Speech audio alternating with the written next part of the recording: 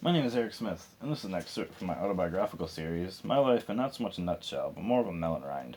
And this is from the second of those 4 books. One weekend in July of 2011, Christina was coming to our house for the weekend. She was bringing her friend Jasmine. When they arrived at our house, Jasmine announced that she had brought her gay friend for me. I was intrigued, of course. When I saw him, I recognized him from a bus ride a few years prior. I'd been riding a bus to Enwell because I worked at the house on Hooper Road.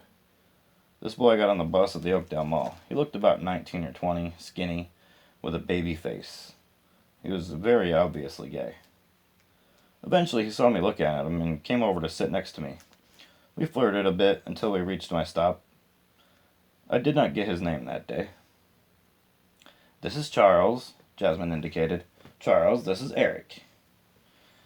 He didn't look like he had aged at all. It had only been like 2 years, though. His hair was styled up away from his face in loopy waves. "Hi," Charles said, smirking. "Pleasure to meet you," I said. Charles and I took a walk shortly after. We sat on a couch that my Russian neighbor had near his porch. "Why don't you go brush your teeth?" he asked. In case I want to make out." This boy had cheek, that's for sure. But I was much more intelligent. I could tell from how he talked to me. As if he would rather have someone better looking, but figured he would settle for now. "All right," I responded. "Why don't you go jump in the shower, in case I want to cuddle?" "As long as you'll shower with me." I agreed. "Why not?" Well, later, a group of us congregated in DJ's room. He had a bar set up with his entertainment area. It was nice. I sat on DJ's bed with Charles, and Casey was on the bed too. After a while, Casey got up, and I realized that Charles and I were alone. "Want to get frisky?" Charles asked.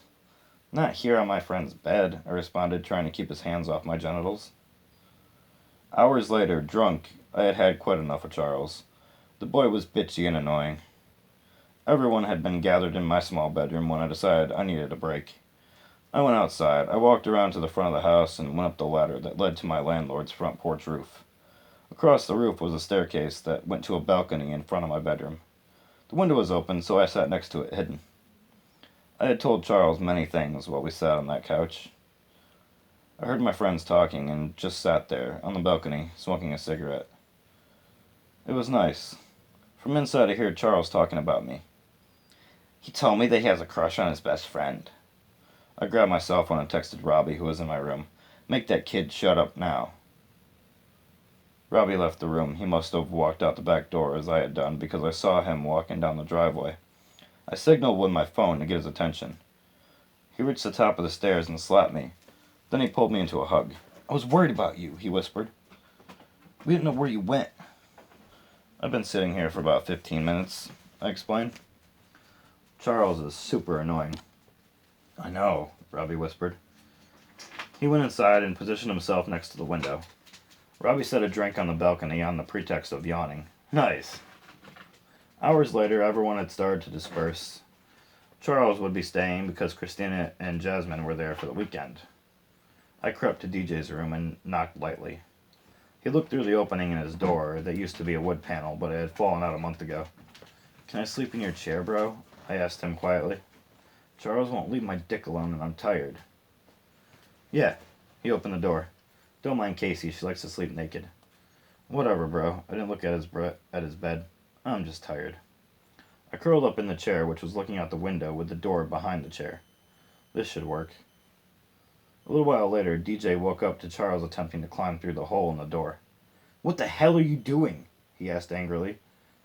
"I'm trying to get to Eric," Charles said with a very pronounced slur. "You're drunk and my girlfriend is sleeping on the bed naked." DJ was pissed. "He clearly doesn't want to be near you. Get the fuck out." DJ pushed his head back through the door. I learned the next day that Christina and Jasmine, with Robbie's help, had locked Charles out of the house for the evening.